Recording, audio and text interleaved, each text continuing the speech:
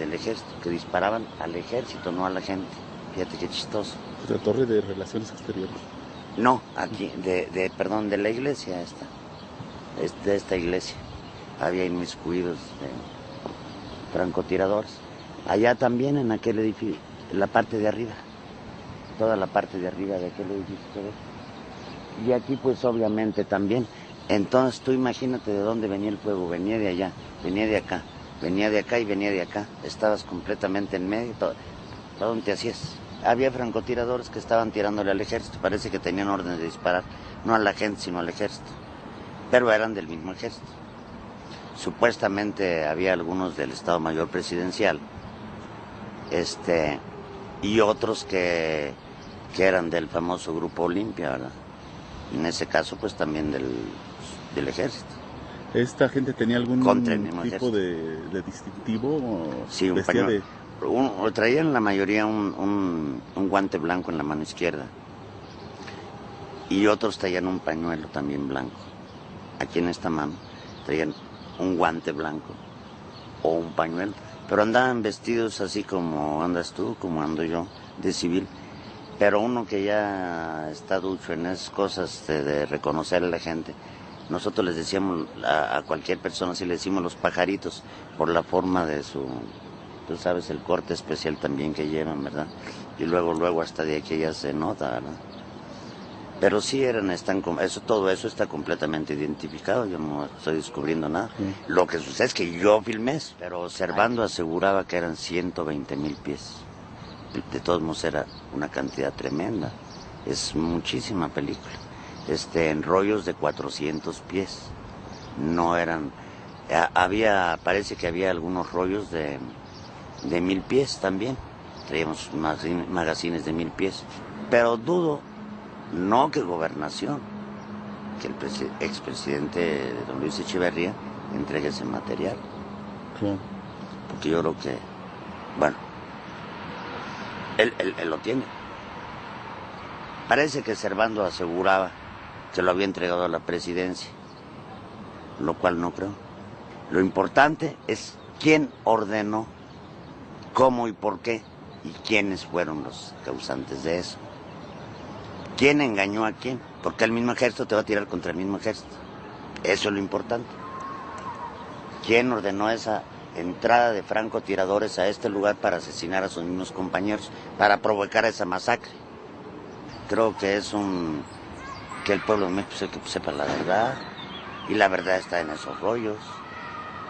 Pues, lo importante es que el pueblo de México sepa la verdad, que vea realmente lo que se dio, para la misma historia de este país, ¿verdad? A lo largo de 32 años tuvimos que enfrentarnos con una versión oficial casi monolítica e indestructible.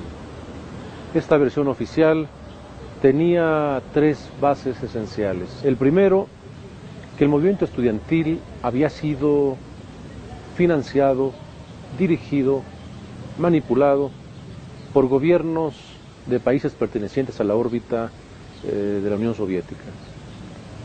El segundo fundamento hablaba de que las armas que habían utilizado los francotiradores habían sido proporcionadas por gobiernos de esos países de la órbita soviética.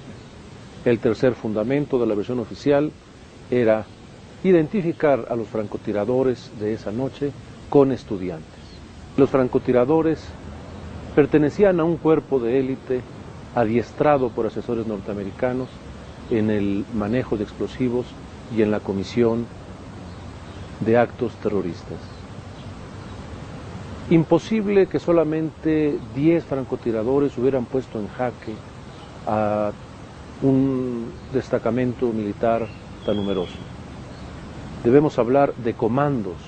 Las declaraciones del 3 de octubre del general Marcelino García Barragán pueden ser vistos de manera diferente.